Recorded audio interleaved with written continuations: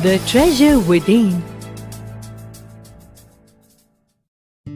In this interview, Mr. Hafiz Contractor recounts his journey of becoming an architect. Mr. Contractor conveys the message that each child has a unique talent and it need not necessarily be academic. Mr. Contractor recalls that he was disinterested in studies as a child. He enjoyed playing pranks, jokes and games. He hated maths and often cheated in exams because he did not study.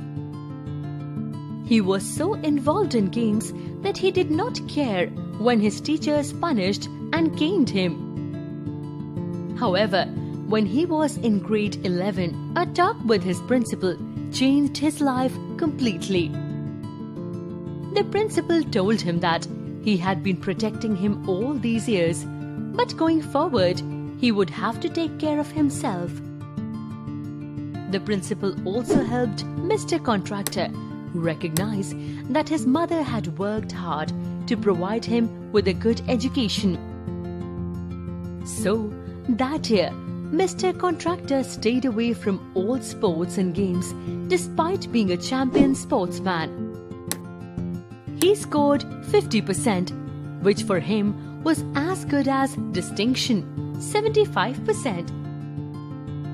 Mr. Contractor wanted to join the army or the police force, but his aunt and mother wanted him to complete his graduation. Since his scores were very low, Mr. Contractor had to use influence to secure a seat in college, where he began studying German. When his German teacher died, he began learning French from his cousin, whose husband was an architect.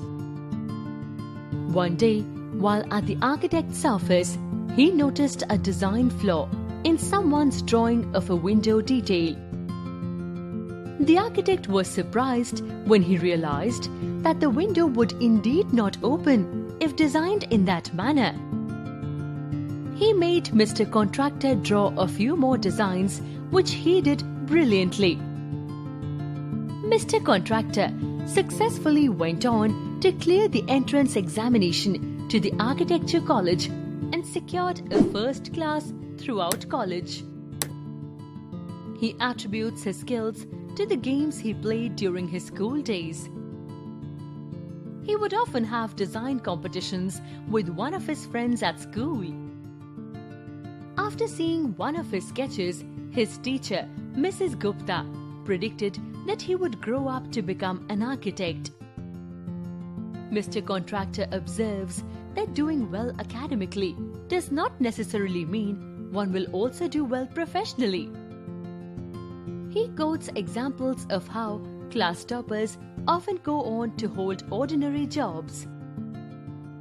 He sums up by saying that learning by doing has a far greater impact and significance than theoretical learning. He recounts that in his school days, when he saw rain, he would first think about the flowing water and then how to build a dam to block and hold that water.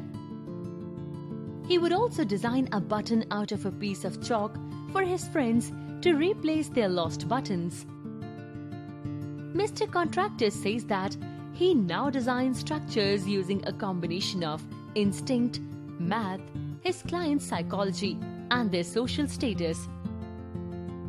Math was a subject Mr. Contractor hated as a child. Today, he creates structural wonders using mathematics.